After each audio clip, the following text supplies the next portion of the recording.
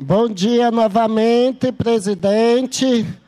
Vou saudar, soltar a deputada Carminha aqui no plenário, né? Saudar a deputada Carminha Paiva, a única presente aqui na sessão, e saudar, principalmente, todos os servidores, né, da ativa e nativos do fisco aqui do Estado de Sergipe, auditores fiscais que estão, né, aqui em frente fazendo a mobilização, apresentando uma sugestão, duas sugestões de emenda, né, saudar a presença de todos que estão aí na galeria superior, com alguns cartazes, né, deputados, deputadas. Não tire os direitos das gestantes, né? Deputados, não tire os direitos das aposentadas, né? Que é justamente isso que vai acontecer, né, para os aposentados que já têm garantido, mas não foi regulamentado, né, o bônus, né, de arrecadação própria, que é o BAP, né, que são duas categorias que serão muitos prejudicados, né, bem como, né, a injustiça, o desrespeito com os profissionais, em detrimento à valorização do alto escalão, né, da secretaria.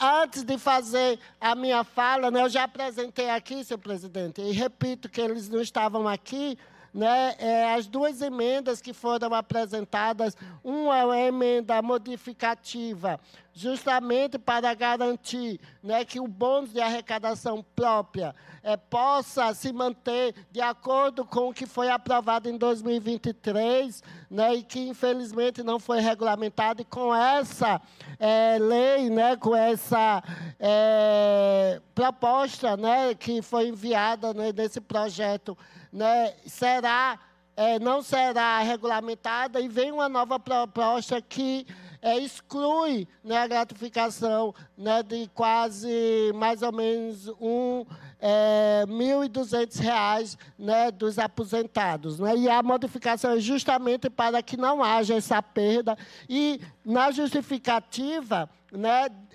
dessa emenda, não tem nenhum impacto financeiro em relação ao valor bruto previsto do projeto, pois, né, a lei está sendo revogada e já fazia, a LOA desse ano, a previsão de pagamento, né, aos aposentados. Então, não há essa justificativa de que vai ter aumento. E a outra emenda é uma emenda aditiva justamente para que os auditores que estiverem de licença não sejam prejudicados. Senhor presidente, pessoal que está aqui atrás, se possível, passe um vídeo que foi sugerido, que está sendo circulado na mídia, na imprensa aqui de Sergipe, né, que foi realizado pelo Sindifisco, justamente trazendo alguns questionamentos e apontamentos sobre a luta, né, dos auditores e auditoras fiscais. Pode soltar. Você está vendo, né?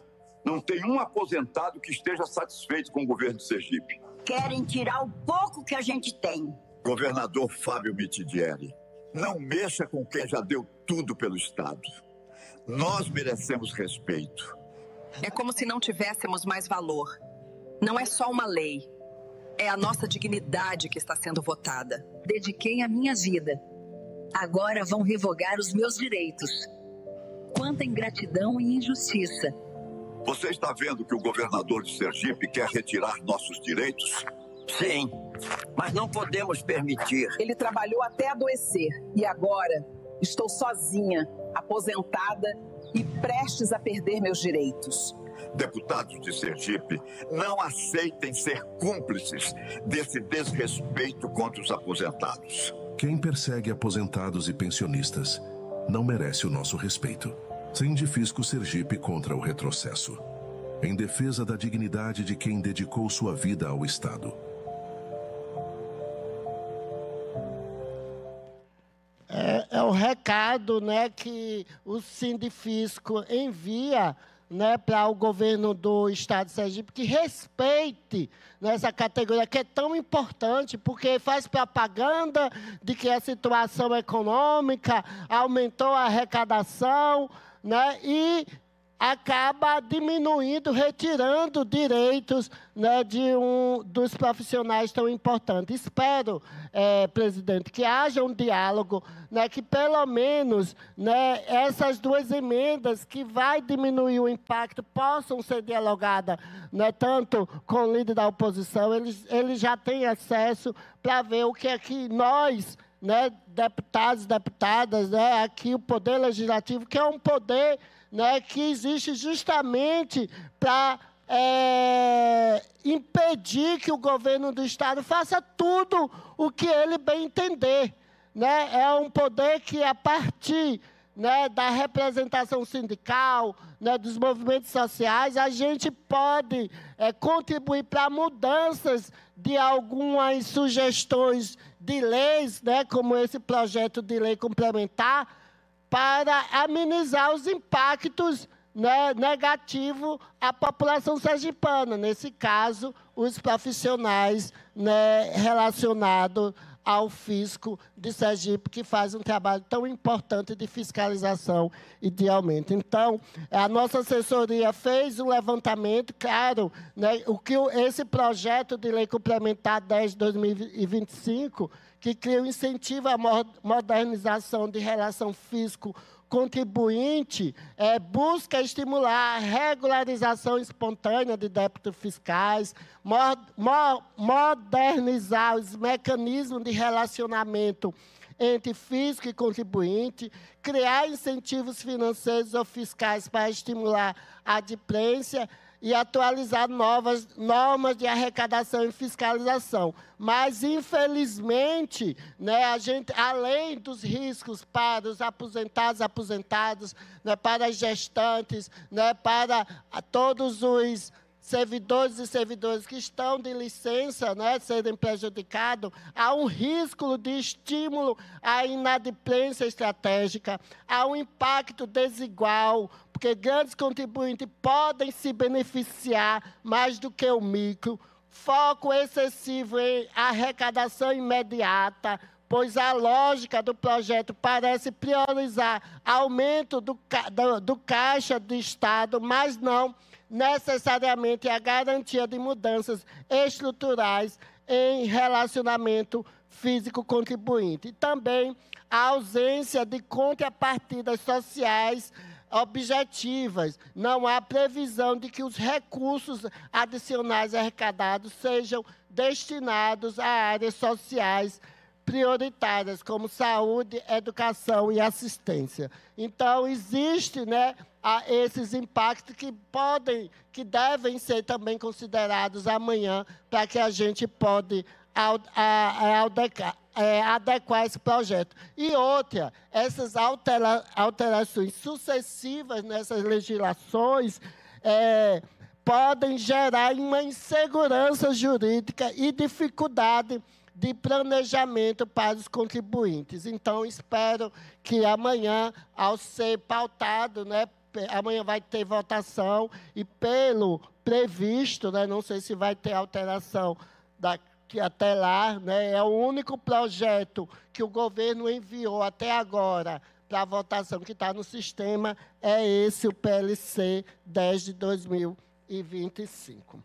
Bom, senhor presidente, ontem também eu estive participando do almoço lá, foi um almoço, reunião com o Sindicato dos Médicos e das Médicas de Sergipe, para tratar de pautas da categoria. No evento também estavam presentes o Ministério Público, a Secretaria Municipal de Saúde, outros vereadores, né, aqui de Aracaju, um assessor representando a deputada Lidiane Lucena, que é a presidente da comissão.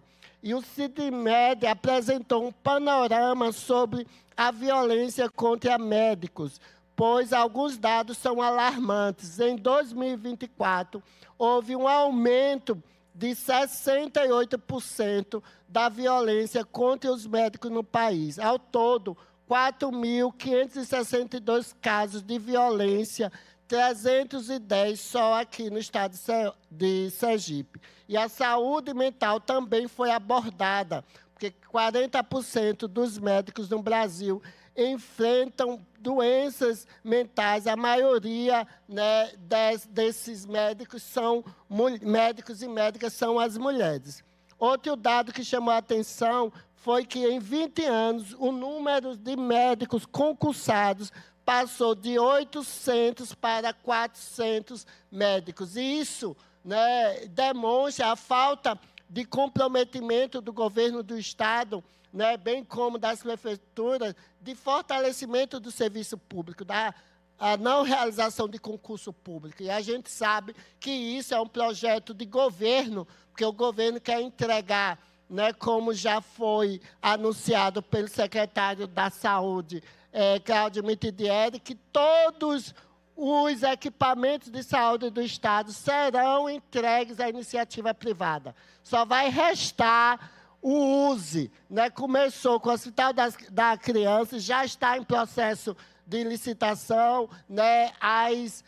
Os hospitais regionais aí de vários municípios aqui do estado de Sergipe. E esse é o objetivo até o próximo ano, que é lamentável, porque a gente percebe que essas empresas privadas, uma das formas, né, de ter lucro nesses contratos é diminuindo o quantitativo de profissionais. Isso sobrecarrega e prejudica mais ainda toda a categoria de saúde do nosso Estado. Bom, senhor presidente, ontem aqui teve algumas falas sobre o episódio que aconteceu com a fala, né, sobre o que Lula está sendo acusado, né, de racista por causa de um discurso, que é uma acusação oportunista que é contestada por diversos movimentos negros do país. E, por isso, eu quero exibir aqui um vídeo de Bárbara Carine, que ela é professora, doutora da Universidade Federal da Bahia e escritora, também ganhadora do prêmio Jabuti Educação de 2024, para trazer umas reflexões sobre o que foi abordado. A gente está num período muito grande de fake news, de usar um recorte, né, de uma fala para querer atacar, né, não só o nosso presidente, mas também atacar quem luta a favor dos direitos, né, das pessoas que vivem em situação vulnerabilizadas, como aos movimentos feministas, os movimentos LGBT, os movimentos culturais, né? Então, é muito importante a gente ter muito cuidado em divulgar, né, uma fala distorcida, porque isso pode ameaçar até a nossa democracia. Pode soltar o vídeo. Rapaz, no post de ontem. Aumente mais. Comentou muito recorrentemente, né? Insistentemente. Comente a fala racista do seu presidente. Comente a fala racista do seu presidente. Aí eu olhei, não entendi o que ele estava falando, mas também não tive condições ontem de correr atrás para entender. Mas hoje eu peguei a referência e vou colocar aqui a fala do Lula ao final para vocês, né? A fala do Lula não é racista, eu vou explicar o porquê. Quero sugerir também que vocês assistam o vídeo da irmã Carla Cotirene, que está muito bom, para variar. E eu só vou abordar dois aspectos. O primeiro aspecto é que Lula não é meu presidente. Lula é presidente do Brasil. Mas que você não tenha votado no Lula, ele é seu presidente também, entendeu? Mesmo com todas as questões aí dos movimentos antidemocráticos, das tentativas de golpe, desde o dia da eleição, como as barricadas no Nordeste, né, nas estradas do Nordeste, para que as pessoas não votassem, não chegassem para votar, como a depredação pública, né, nos atos antidemocráticos do 8 de janeiro de 2023. Mesmo com tudo isso, o presidente Lula segue sendo nosso presidente eleito democraticamente no nosso país. Essa é a primeira questão. A segunda questão é que é uma questão de semiótica. Eu poderia dizer, se eu fosse um pouquinho mais grosseira, que é uma questão de neurônio, como está na moda aí agora, e eu gostei até, né? Mas eu sou mais sutil. É uma questão de semiótica. Semiótica é uma ciência dos signos e seus significados, né? De como que os signos imagéticos, eles geram significado em torno das coisas, né? As propagandas de TV, enfim, trabalham, outdoor, trabalham com isso o tempo todo, com construção de signos, significados a partir de signos, né? A gente teve um significado fora do Brasil por muito tempo, decorrente da mulata exportação, né?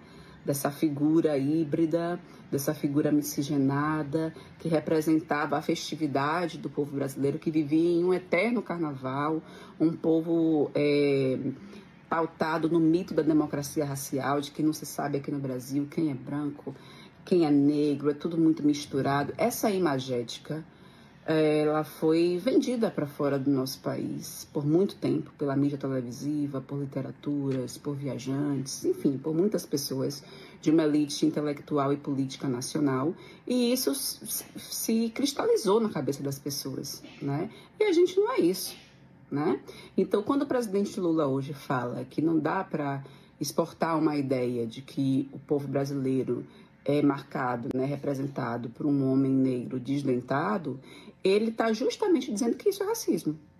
Ele está dizendo, olha, existe diversidade no Brasil, inclusive existem muitos negros com dentes, muitos negros bem vestidos, muitas pessoas negras em condição, né, de ascensão social. A gente não é maioria no poder, infelizmente, né, por conta do racismo estrutural, mas a gente tem caminhado, né, a gente tem conquistado muito em decorrência dos movimentos sociais negros organizados, de um acúmulo de lutas históricas, né? Então, é nesse sentido, né, do quanto que essa semiótica desse homem negro desdentado lá fora representa o povo brasileiro, e essa não é a nossa representação, né? Principalmente enquanto povo negro, a gente quer ser recordado, né, por outras imagens, né, por outros signos, por outras concepções enquanto povo. Isso é fotografia para você colocar representando o Brasil no exterior, um cara sem dente e ainda negro.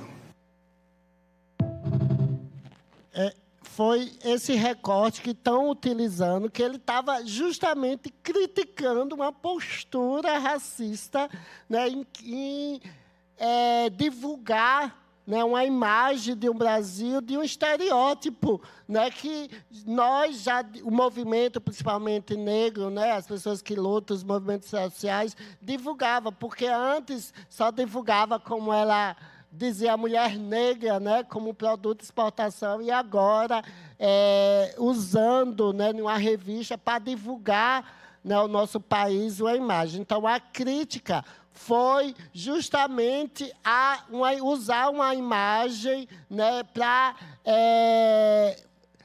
fortalecer um discurso, né, racista que, infelizmente, existe na Europa em relação ao povo brasileiro, né, que, infelizmente, muitos associam, né, sempre, né, de uma forma estereotipada. Então, espero que essa situação, e eu acho assim, isso tudo a gente, eu vou apresentar aqui somente algumas conquistas e algumas políticas públicas, né, do governo Lula referente à questão racial, né, a luta por justiça racial, que foi a Lei 10.639 de 2003, né, que tornou obrigatório o ensino, né, da história da cultura afro, a criação da Secretaria de Políticas e Promoção à Igualdade Racial, que hoje é o Ministério, né,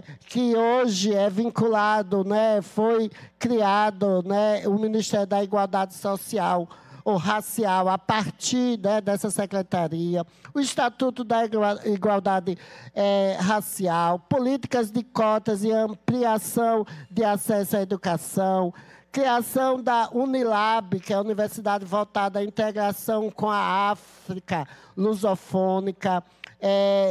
Agora, no governo, né, temos mais de 9 milhões para o Programa Nacional de Ações Afirmativas, grupo de trabalho interministerial de comunicação antirracista, a Política Nacional de Gestão Territorial Ambiental Quilombola, com orçamento de mais de 20 milhões, a titulação de terras quilombolas, a valorização da cultura hip-hop com investimento, a Quilomba Brasil, que é um programa de articulação intersetorial para os direitos quilombola, tipificação de injúria racial como crime de racismo, né, com pena ampliada, a obrigatoriedade de coleta de dados étnico-raciais.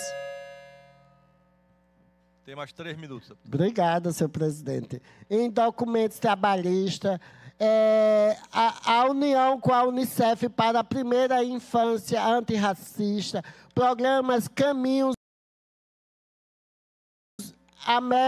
Amé-africanos, né, intercâmbio com a África, e, como eu já disse, né, elevando a Secretaria de Igualdade Racial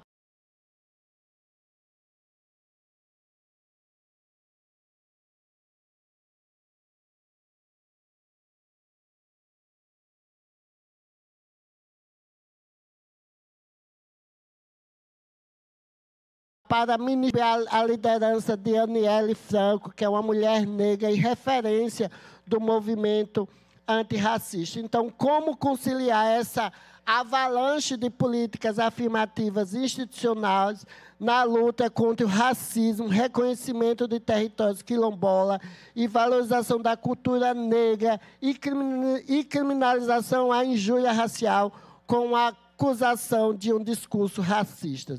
As acusações de discursos racistas são oportunistas e incompatíveis com históricos e com as políticas concretas implementadas pelo nosso presidente. Então, toda a minha solidariedade ao presidente Lula. E, por fim, senhor presidente, a gente protocolou essa semana um projeto de lei muito importante, né, para o nosso Estado, né, que é justamente fruto, né, de uma articulação com os movimentos sociais. Deixa eu pegar o número dele aqui, que é o projeto de lei número 240 de 2025, que institui uma política estadual de inclusão da cidadania digital e educação midiática, que tem como objetivo de democratizar o acesso às tecnologias da informação,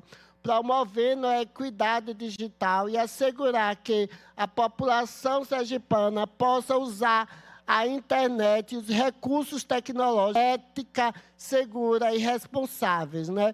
E esse objetivo tem como objetivo, né, expandir a infraestrutura de internet em áreas remotas, criação de pontos de acesso público gratuito à internet em escolas, centros de saúde e espaço comunitário, capacitação digital voltada a idosos e formação continuada de professores, entre outros. Então, espero que esse projeto também logo entre em pauta e, por fim, mais uma vez, demonstrar toda a minha solidariedade e que amanhã, né, que provavelmente esse projeto será votado, estaremos aqui para ver se conseguimos aprovar essas emendas e modificar para que os impactos não sejam tão negativos para todos os servidores e servidoras do Fisco do Estado de Sergipe. É isso, senhor presidente. Obrigada. Não há mais oradores inscritos.